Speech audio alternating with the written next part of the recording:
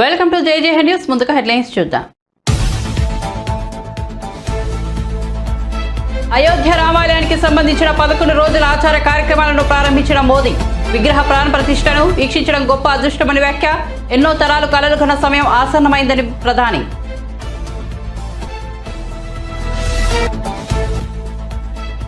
మల్లు బట్టి విక్రమార్కను కలిసిన వైఎస్ షర్మిల. తనయుడు రాజారెడ్డి పెళ్లి పత్రికను మల్లు బట్టికి అందించిన షర్మిల తన కొడుకు వివాహానికి హాజరు కావాలని కోరిన కాంగ్రెస్ నాయకురాలు.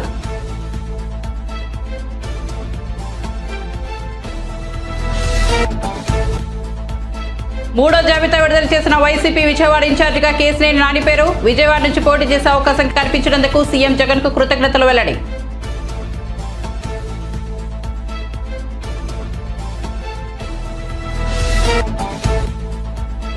ఉమ్మడి ఆదిలాబాద్ జిల్లాలోని నిర్మల్, ఖానాపూర్, కడెం, మార్లవాయి ప్రాంతాల్లో పర్యటించిన సీతక్క. ప్రజలతో కలిసి భోజనం చేసి రోడ్డుపై మొక్కజొన్న కంకిని కొనుక్కుని తిన్న మంత్రి.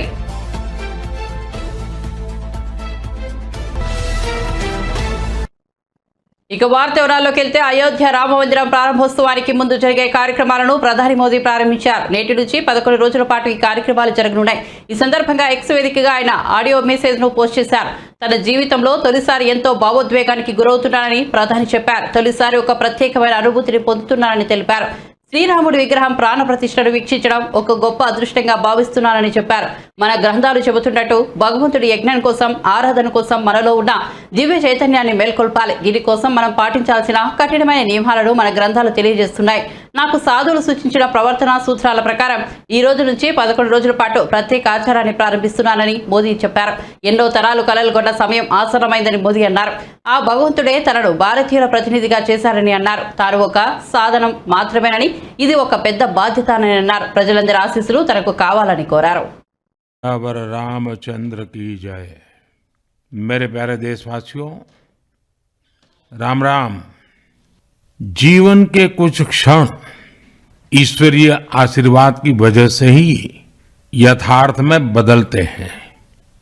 आज हम सभी भारतीयों के लिए, दुनिया भर में फैले राम भक्तों के लिए ऐसा ही पवित्र अवसर है।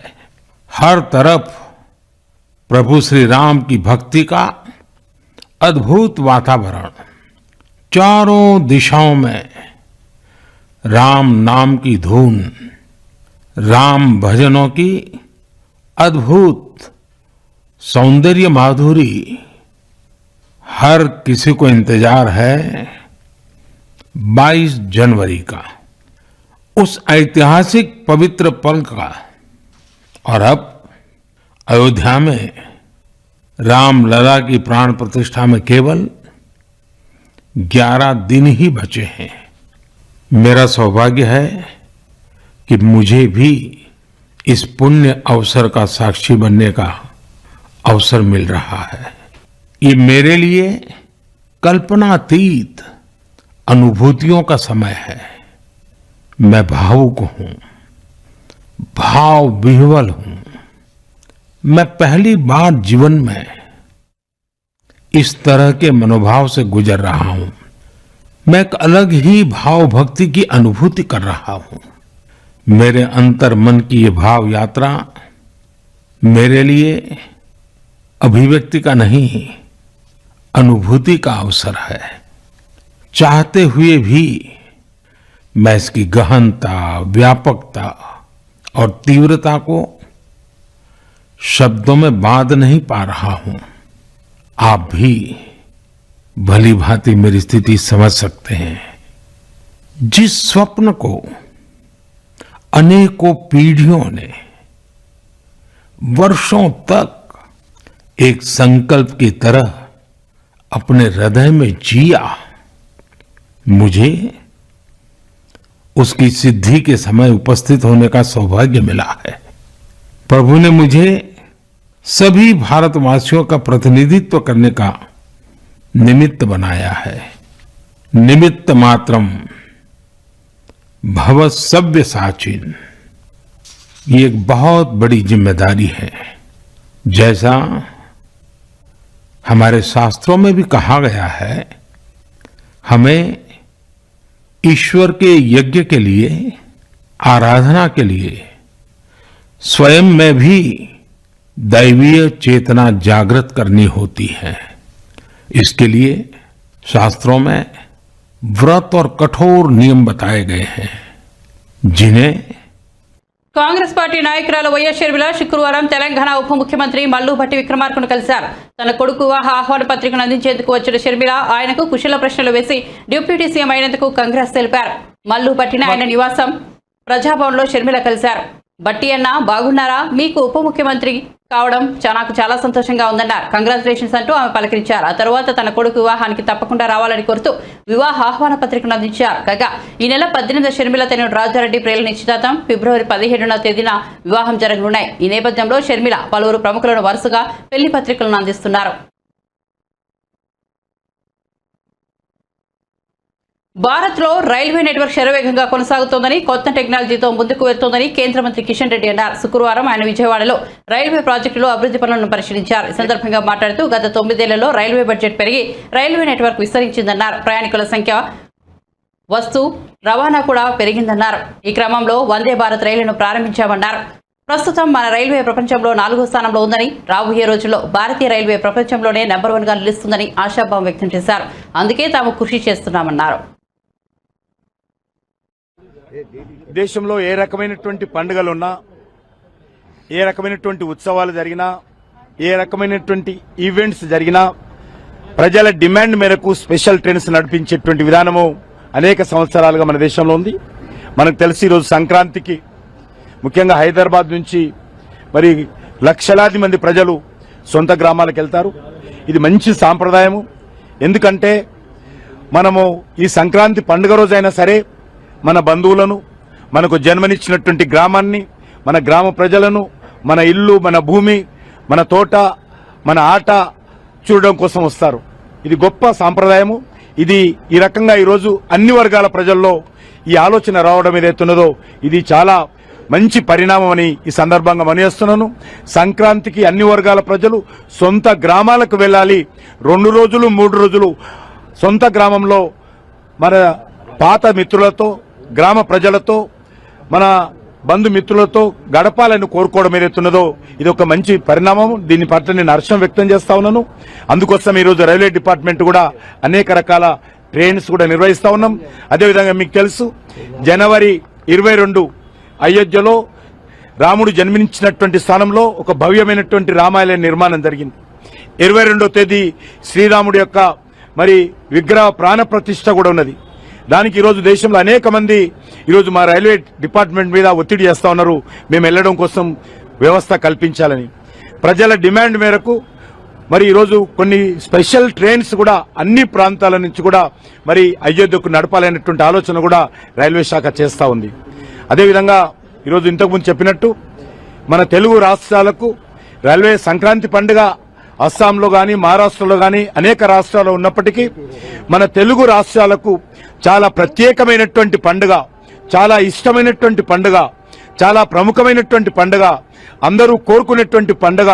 అనేక రోజుల నుంచి ప్రతి సంవత్సరము సంక్రాంతి ఎప్పుడు వస్తుందా, మా ఊరికి వెళ్లాలా, మా బంధువులను కలవాలా, మా ఊరు చూడాలా, మా పంట పొలాలను చూడాలనేటువంటి కోరుకునేటువంటి పండుగ సంక్రాంతి పండుగ. ఈ సంక్రాంతి పండుగ నేను అందరికీ నా తరఫున, ఈ దేశ ప్రధానమంత్రి అయినటువంటి నరేంద్ర మోడీ గారి తరఫున నేను హృదయపూర్వకమైనటువంటి సంక్రాంతి పండుగ శుభాకాంక్షలు తెలియజేస్తా ఉన్నాను. ఈ సంక్రాంతి పండుగ మన జీవితాలలో క్రాంతి రావాలని, ఈ అవినీతి రహితమైనటువంటి మంచి పరిపాలన దేశంలో రావాలని, దేశము ఈరోజు ప్రపంచ దేశాలతో పోటీ పడే విధంగా మరి ఈరోజు ప్రపంచంలో మరి భారతదేశము ఒక శక్తిశాలి దేశంగా, మరి ఒక విశ్వగురువుగా స్వామి వివేకానంద కోరుకున్నటువంటి మరి భారతదేశము ప్రపంచానికి ఒక విశ్వగురు కావాలని స్వామి వివేకానంద కోరుకున్నారు. ఆ రకమైనటువంటి విశ్వగురు స్థానంలో భారతదేశం నిలబడే విధంగా మరి ఈ సంక్రాంతి పండుగలో మనం అందరం నిర్ణయం తీసుకోవాలి. ఆ రకమైనటువంటి దిశలో ప్రతి ఒక్కరం చేయూతను అందించాలి. మరి అందరి జీవితాలలో క్రాంతి రావాలని చెప్పి నేను ఈ సందర్భంగా అందరికీ శుభాకాంక్షలు తెలియజేస్తూ, తెలంగాణ రాష్ట్ర మంత్రి సీతక్క నిరాడంబరత అందరినీ ఆకట్టుకుంటోంది. తాజాగా ఆమె కుమరం భీం, ఆసిఫాబాద్ జిల్లాలో వివిధ కార్యక్రమాల్లో పాల్గొన్నారు. ఈ సందర్భంగా సాధారణ ప్రజలతో కలిసి భోజనం చేశారు. రోడ్డుపై మొక్కజొన్న కంకులను కొనుక్కుని తిన్నారు. ఆమె ఉమ్మడి ఆదిలాబాద్ జిల్లాలోని నిర్మల్, ఖానాపూర్, కడెం, మార్లవాయి ప్రాంతాల్లో పర్యటించారు. మార్లవాయి గ్రామస్తులతో కలిసి ఆమె నేలపై కూర్చుని భోజనం చేశారు. అంతకుముందు కడెం నుంచి మార్లవాయికి వెళ్తున్న సమయంలో మార్గమధ్యంలో ఉడుంపూర్ వద్ద ఆగి రోడ్డుపై మొక్కజొన్న కంకులు అమ్ముతున్న మహిళ వద్దకు వెళ్లి వాటిని కొనుగోలు చేసి తిన్నారు. మొక్కజొన్న కంకులు తీయగా ఉన్నాయని, అన్ని ఇచ్చేయి పైసలు ఇస్తానని ఆ మహిళ వద్ద మొత్తం కంకులను కొనుగోలు చేశారు.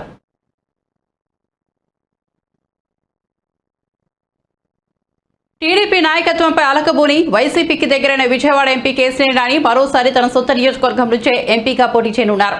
వైసీపీ నాయకత్వం విడుదల చేసిన 3వ జాబితాలో కేసీఆర్ నానిని విజయవాడ పార్లమెంట్ స్థానం ఇన్ఛార్జిగా నియమించారు. దీనిపై కేసీఆర్ నాని స్పందించారు. వైసీపీ తరపున విజయవాడ ఎంపీగా అభ్యర్థిగా పోటీ చేసే అవకాశం కల్పించినందుకు గౌరవనీయ ముఖ్యమంత్రి వైఎస్ జగన్ కి కృతజ్ఞతలు తెలుపుకుంటున్నానంటూ కేసీఆర్ నాని పేర్కొన్నారు. మీ నాయకత్వంలో విజయవాడ పార్లమెంట్ నియోజకవర్గ అభివృద్ధికి కృషి చేస్తాను, నియోజకవర్గ ప్రజల కోసం, సంక్షేమం కోసం పాటుపడతానంటూ సీఎం జగన్ ను ఉద్దేశించి ట్వీట్ చేశారు.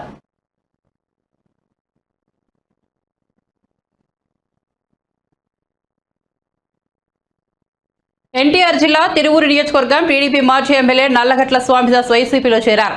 తాడేపల్లి క్యాంపు కార్యాలయంలో సీఎం జగన్ సమక్షంలో స్వామిదాస్ వైసీపీ తీర్థం పుచ్చుకున్నారు. ఆయనకు సీఎం వైఎస్ జగన్ వైసీపీ కండువా కప్పి పార్టీలోకి సాదరంగా ఆహ్వానించారు. నల్లగట్ల స్వామిదాస్ తో పాటు ఆయన అర్ధాంగి సుధారాణి కూడా వైసీపీలో చేరారు. నల్లగట్ల స్వామిదాస్ దాదాపు 3 దశాబ్దాలుగా టీడీపీలో ఉన్నారు. ఆయన 1994, 1999 ఎన్నికల్లో తిరువూరు నియోజకవర్గం నుంచి టీడీపీ ఎమ్మెల్యేగా గెలుపొందారు. సీఎం జగన్ సమక్షంలో వైసీపీలో చేరిన సందర్భంగా స్వామిదాస్ మాట్లాడుతూ అవసరం లేకపోతే చంద్రబాబు ఎవరినైనా పక్కన పెట్టేస్తారని ఆరోపించారు. ఆయనలో మానవత్వం మచ్చుకైనా లేదని విమర్శించారు. తాము టీడీపీలో దాదాపు 30 ఏళ్లు పనిచేసినా తమను కనీసం ఇంట్లోకి కూడా రానివ్వలేదని స్వామిదాస్ వివరించారు. తాను తన భార్య 10 రోజుల పాటు చంద్రబాబు ఇంటి ముందు పడిగాపులు కాసిన ఫలితం లేకపోయిందని, టీడీపీ నేతలే తమకు ద్రోహం చేశారని స్వామిదాస్ ఆరోపించారు.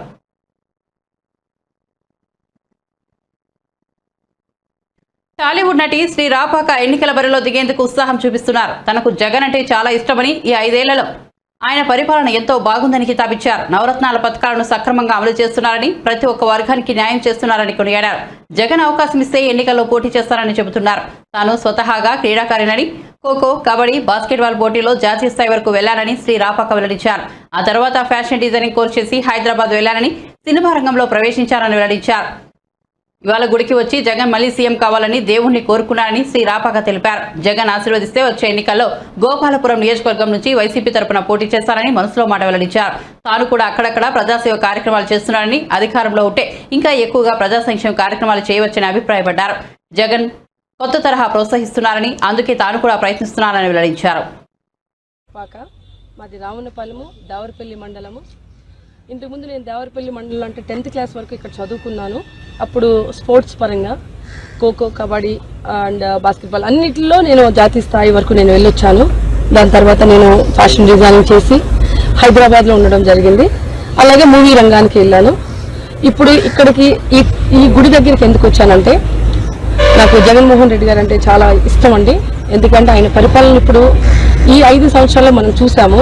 ఎంతో మందికి అంటే అందరూ అన్ని వేస్, నాట్ ఓన్లీ 1 పర్సన్ అని కాకుండా ప్రతి ఒక్కరికి సక్రమంగా నవరత్నాలు దాంతో వెళ్తూ, దాంతోపాటు ఇంకెన్నో చేసుకుంటూ ఆయన ముందుకి, ఆయన రాజకీయ పరంగా చాలా ముందుకు వెళ్తా ఉన్నారు. ఆయన నిమిత్తం మళ్ళీ ఆయన సీఎం అవ్వాలని నేను ఇక్కడికి వచ్చి దేవుడిని కోరుకోవడం జరిగింది.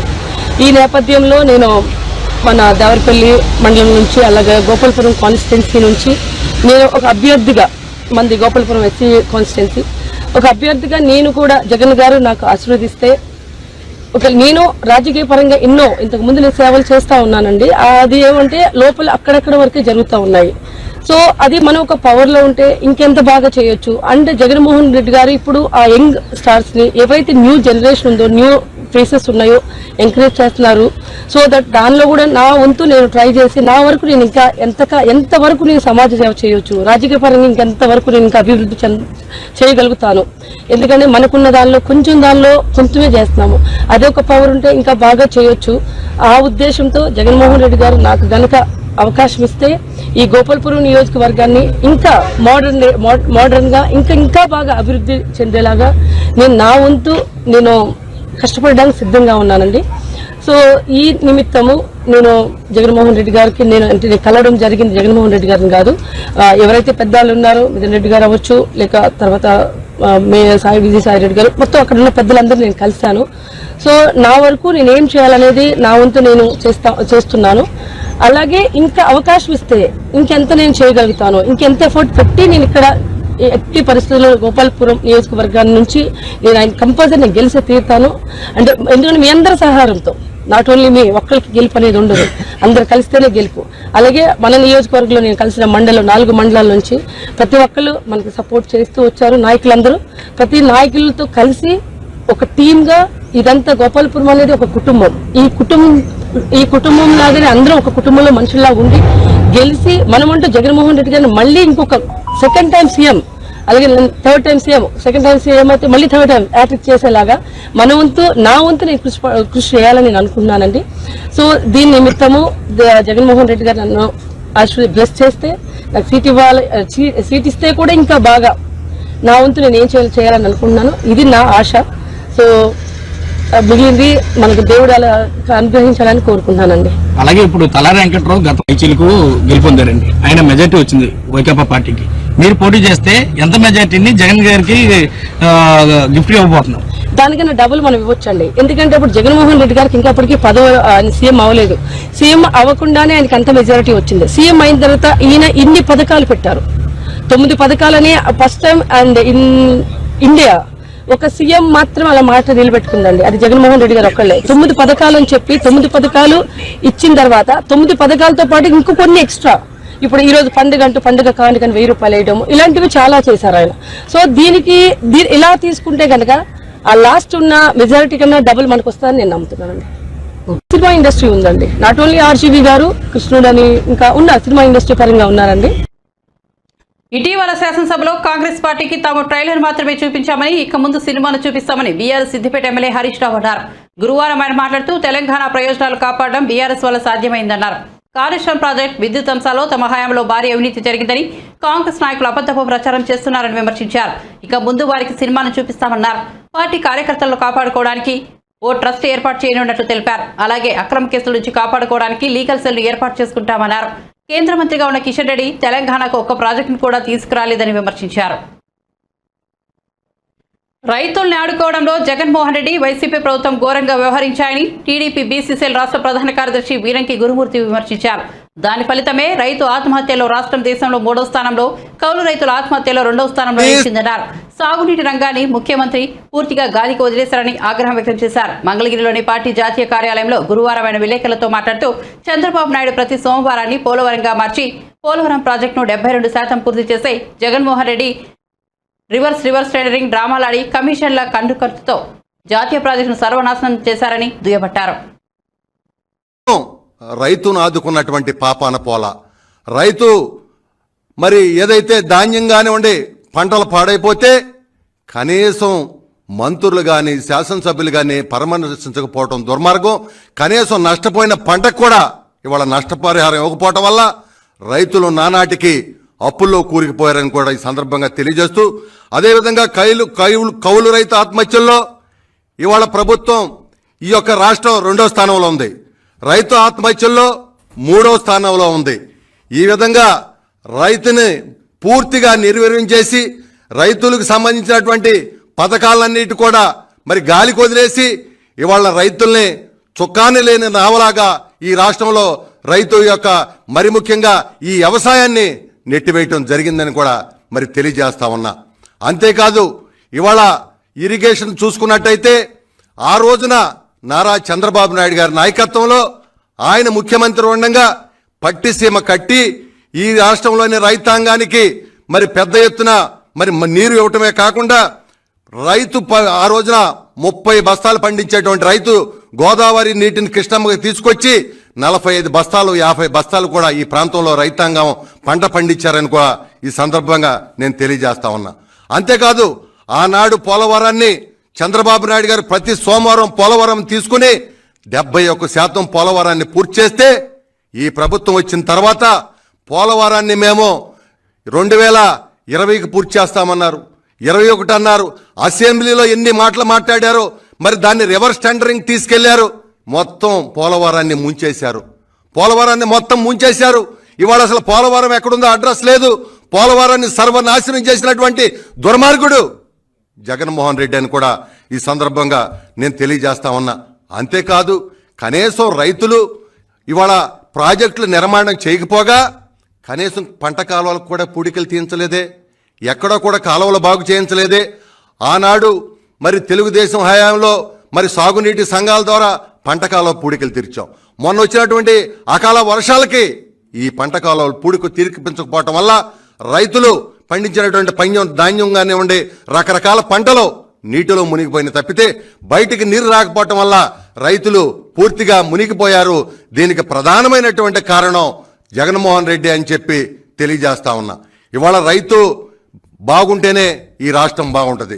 ఇవాళ రైతుల్ని సర్వనాశనం చేశారని కూడా తెలియజేసుకుంటూ, రైతే కాదు ఇవాళ రాష్ట్రంలో కీలకమైనటువంటి యువత ఎవరైతే ఉన్నారో ఆ యువతను కూడా పూర్తిగా ఈ ప్రభుత్వం వచ్చిన తర్వాత నిర్వీర్యం చేశారు. 2,30,000 ఉద్యోగాలు ఇస్తామన్నారు. ప్రతి సంవత్సరం జాబ్ క్యాలెండర్ తీస్తామన్నారు. జాబ్ క్యాలెండర్ ఎక్కడికి వెళ్ళిందో తెలియదు. 2,30,000 ఉద్యోగాలు ఎక్కడికి వెళ్ళినాయో తెలియదు.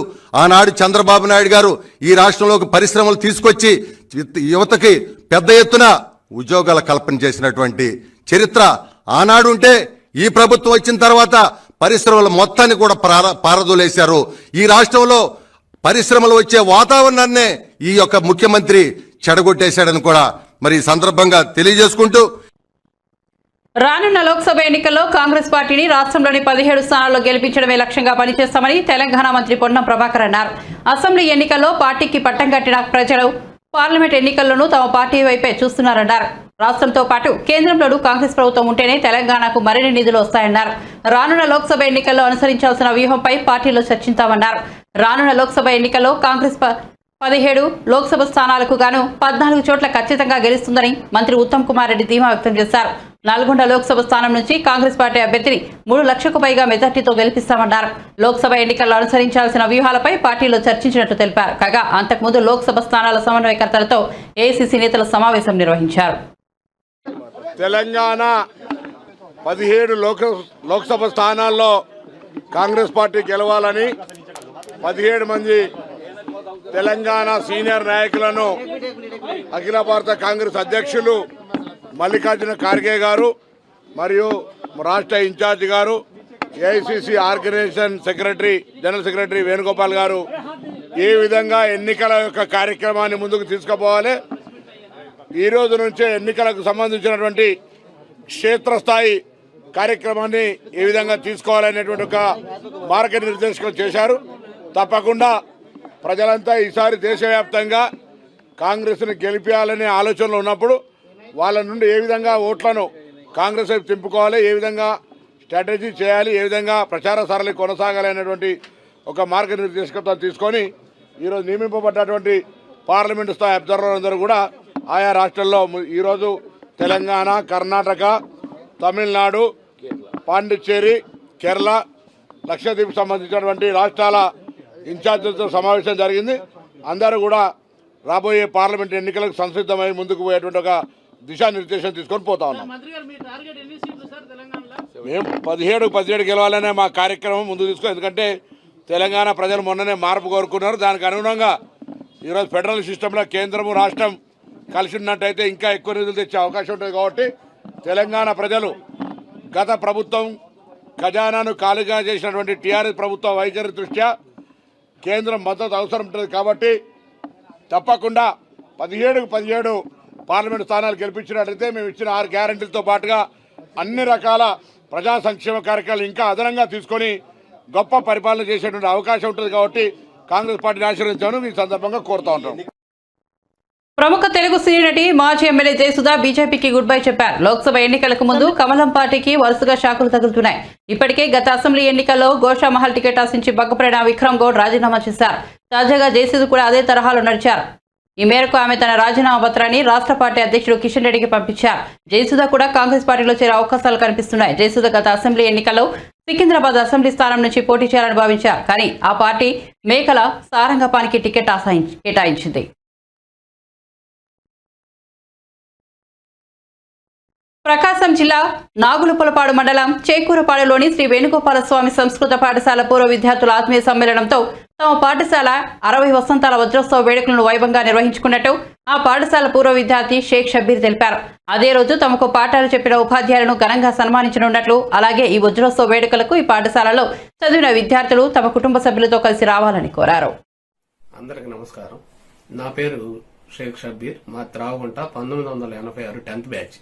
చేకూరపాడు శ్రీ వేణుగోపాల స్వామి సంస్కృత ఉన్నత పాఠశాల 60 సంవత్సరాలు పూర్తయిన సందర్భంగా వజ్రోత్సవాన్ని, పాఠశాల పూర్వ విద్యార్థుల సమ్మేళనం, 60 సంవత్సరాలు డైమండ్ జూబ్లీ వేడుకలు మరియు ఉపాధ్యాయుల సన్మాన కార్యక్రమం తేదీ 13/1/2024 శనివారం ఉదయం 9:30 నుంచి మధ్యాహ్నం 4 గంటల వరకు జరుగుతున్నది. పూర్వ విద్యార్థులారా, మీరు మరియు మీ కుటుంబ సభ్యులు అందరూ ఈ కార్యక్రమాన్ని జయప్రదం చేద్దాం. కావున అందరూ హాజరు కావాలని ఆహ్వానిస్తున్నాం. ఈ కార్యక్రమానికి ముఖ్య అతిథులుగా Shri AS Dinesh Kumar, IAS Prakasam district, అతిథులుగా Shri VS Subbarao, RJD and DEO Prakasam district, Shrimati J Anitha Rose Rani, deputy EO Ongole and special officer SVS oriental high school. సాంస్కృతిక కార్యక్రమాలు, పాఠశాల అభివృద్ధి సమావేశ కార్యక్రమాలు, అలనాటి స్నేహితుల మరిన్ని ముచ్చట్లతో పూర్వ విద్యార్థులు అందరం ఒకటిగా కలిసే ఈ అవకాశంను సద్వినియోగపరచుకోవాల్సిందిగా సదా మిమ్మల్ని ఆహ్వానిస్తున్నాం. ఇట్లు మీ షబ్బీర్. నేటి యువత ఎలా ఉండాలో ఒకే ఒక్క సమాధానం స్వామి వివేకానంద జీవితమని ప్రకాశం జిల్లా కలెక్టర్ ఏఎస్ దినేష్ కుమార్ అన్నారు. స్వామి వివేకానంద 161వ జయంతి సందర్భంగా ఒంగోలులోని కొత్తపట్నం బస్టాండ్ వద్దనున్న స్వామి వివేకానంద విగ్రహానికి కలెక్టర్ ఏఎస్ దినేష్ కుమార్ తో పాటు ఒంగోలు మున్సిపల్ కమిషనర్ వెంకటేశ్వరరావు, ఇతర జిల్లా అధికారులు పూలమాలలు వేసి ఘనంగా నివాళులర్పించారు.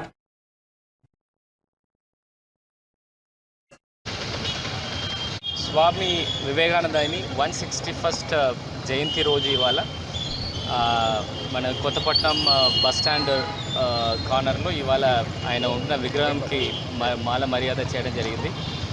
స్వామి వివేకానంద మనం ప్రీ ఇండిపెండెన్స్ కానీ పోస్ట్ ఇండిపెండెన్స్లో కూడా అందరికీ కూడా ఒక స్ఫూర్తిదాయకంగా ఉంటున్న పెద్ద లీడరు.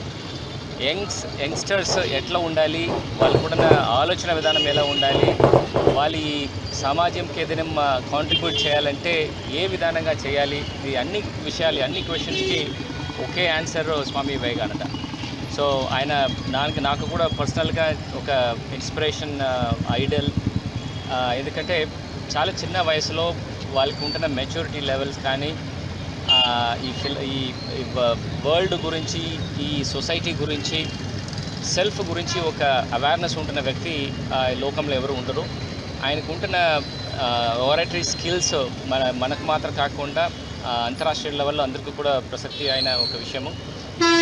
వరల్డ్ రిలీజియన్ కాంగ్రెస్లో ఆయన he constituted a very important concept of self respect, self assertion and self Reliance. So ఆయన చెప్పిన స్ఫూర్తిదాయకమైన ఈ ఆశయాలన్నీ కూడా ఇవాళ కూడా మన యువతులు, ఎస్పెషల్లీ స్కూల్స్ నుంచి, కాలేజెస్ నుండి, ఆర్ మన సొసైటీలో ఉన్న అందరు యూత్స్ కూడా ఇది ఫాలో చేసేసి సమాజంకి ఎట్లా ఒక కన్స్ట్రక్టివ్ మేనర్లో వాళ్ళు కాంట్రిబ్యూట్ చేయాలి, అండ్ వాళ్ళు సెల్ఫ్ డిసిప్లిన్డ్గా, సెల్ఫ్ కాన్ఫిడెన్స్తో ఎట్లా ఈ పోటీ ప్రపంచంలో ముందుకు వెళ్ళాలని గురించి కూడా ఆయన చేసిన విషయాలన్నీ కూడా మనకి ఇవాళ గుర్తు వస్తుంది. ఖచ్చితంగా ఆయన చేసిన విషయాలు, ఆయన ఉన్న ఐడియాలజీస్ అన్నీ కూడా మన పిల్లలకి చెప్పేసి ఖచ్చితంగా వాళ్ళు కూడా ఒక మంచి పర్సనాలిటీగా తీసుకురావడానికి ప్రయత్నం చేద్దాం.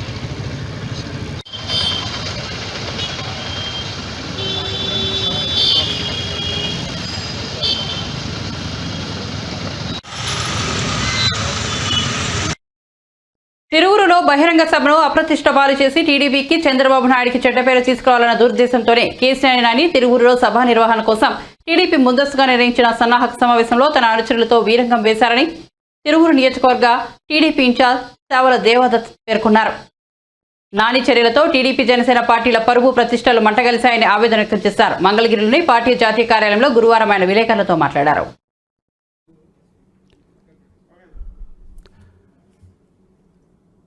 తిరువూరు నియోజకవర్గ తెలుగుదేశం పార్టీ ఇన్ఛార్జి అయిన నేను సేవల దేవదత్ మీ కుటుంబాల్లో జనవరి 3వ తారీఖున తిరువూరు నియోజకవర్గంలో తిరువూరు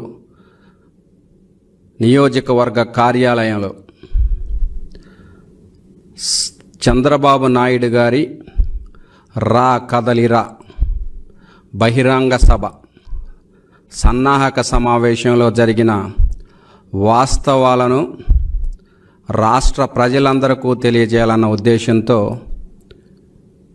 ఈరోజు కేంద్ర కార్యాలయంలో ప్రెస్ మీట్ పెట్టాలనేసి నేను కోరుకున్న దాని మీద ఈ అవకాశం ఇచ్చినందుకు వాస్తవంగా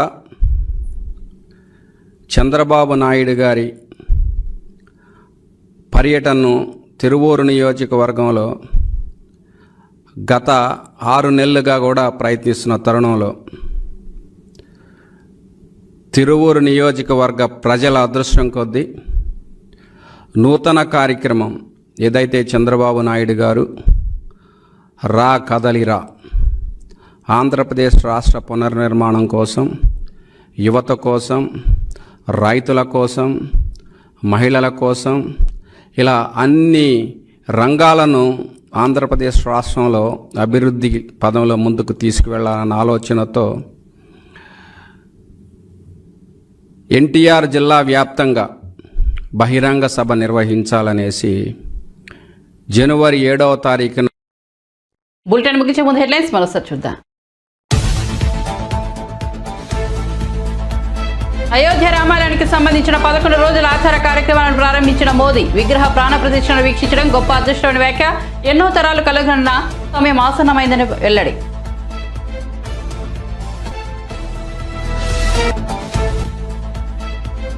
మల్లుబట్టి విక్రమార్కను కలిసిన వైఎస్ షర్మిల. తనయుడు రాజారెడ్డి పెళ్లి పత్రికను మల్లుబట్టికి అందించిన షర్మిల తన కొడుకు వివాహానికి హాజరు కావాలని కోరిన కాంగ్రెస్ నాయకురాలు.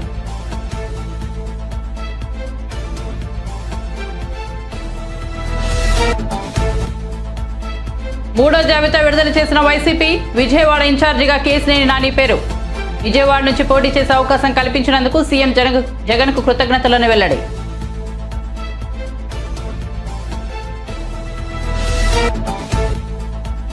ఉమ్మడి ఆదిలాబాద్ జిల్లాలోని నిర్మల్, ఖానాపూర్, కడెం, మార్లవాయి ప్రాంతాల్లో పర్యటించిన సీతక్క. ప్రజలతో కలిసి భోజనం చేసి రోడ్డుపై మొక్కజొన్న కంకిని కొనుక్కుని తిన్న మంత్రి. అప్డేట్స్ కోసం చూస్తూనే ఉండండి జై న్యూస్.